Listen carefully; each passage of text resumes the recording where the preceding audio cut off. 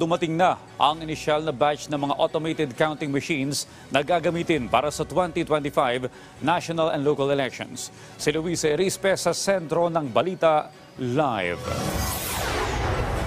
Audrey, dumating na nga sa Pilipinas ang inisyal na batch ng mga automated counting machines na gagamitin ng bansa para sa 2025 midterm elections. Sabi naman ng COMELEC, masasabi nilang kontento sila sa pagkakakustomize ng mga makina ng Miro mula sa South Korea.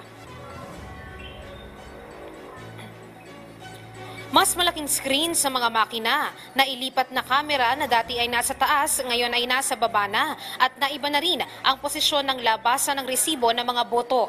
Ilan lang ito sa mga nabago sa pinal na bersyon ng automated counting machines ng Miro Systems Company Limited na dumating kahapon sa Pilipinas mula sa South Korea. Ayon sa COMELEC, matapos nilang itest ang mga makina kahapon, pagdating nito, nakita nilang nasunod lahat ng mga hinihingi nilang ipakustomize sa Miro mula sa dating ipinresenta nila sa komisyon. Isang tangkal po yung mismong pagbabago sa customization, lalo na po internal customization. So more or less, tama po kayo, magmula dun sa dating prototype lang, ito na po yung final na customization feature po na ating pong makina. Sabi pa ng komisyon, ultimo nga usapan nila pagdating sa logo ng makina. Binago rin ng COMELEC mula sa dating may logo at pangalan ng Miro.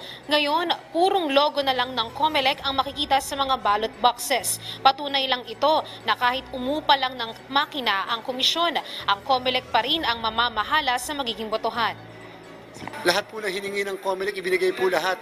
Kahit na yung alam natin na gagastusan, dadagdagan pa nila yung magiging gastos nila, ibinigay na po lahat nila sa atin. Kita niyo po yung mismong pangalan ng COMELEC, yung po ang nakalagay mismo, wala po kayo nakikita ang pangalan halos ng kumpanya. Ininsist natin pati yung mismong logo ng COMELEC, dapat lahat ng botante, yun ang makikita. Pero kahit naman may inisyal ng mga makina na dumating sa Pilipinas, ang dating service contractor tuwing eleksyon sa bansa na Smartmatic, kamakailan ay naglabas pa rin ng pahayag na kaya umanong buksan ulit ng COMELEC ang bidding para sa magiging botohan dahil umano sa mga aligasyon na bumabalot sa Miro. Pero sabi nga ng COMELEC, wala nang puwang para dito dahil nakikita naman nila na maayos ang pagtalima ng Miro sa kontrata at pagsunod sa proseso ng eleksyon sa bansa. Gayunpaman, tiniyak naman ng COMELEC kahit natuwa sila ngayon sa Miro, hindi naman ibig sabihin nito ay Miro na lang ang laging makakasungkit ng kontrata para sa fast track system. Sisiguraduhin pa rin nilang may proseso pa rin ng bidding na susundin ang komisyon para sa mga susunod na eleksyon. Sa ngayon, 20 pa lang ang dumating na inisyal na mga makina sa Pilipinas at ito ay nasa warehouse sa Santa Rosa, Laguna. Nakikipag-ugnayan na naman ang COMELEC sa Bureau of Customs dahil ang kabuuang unang batch na 20,000 machines ay nakatakdang dumating sa Agosto. Samantala, Audrey, habang naghahanda naman ang COMELEC sa midterm election, umuugong na naman ang usapan hinggil sa posibleng pagkakaroon ng plebisito para naman sa charter change. Ito'y dahil nagbago nga ang liderato sa Senado at posibleng pag-usapan na naman ang resolution of both houses number 6 na mainit na naging issue noong termino ni dating Senate President Juan Miguel Zubiri. Pero para sa COMELEC, ang sagot lang nila dito, kung isasabay yan sa isang national and local election o sa barangay and SK election, kaya po ng COMELEC.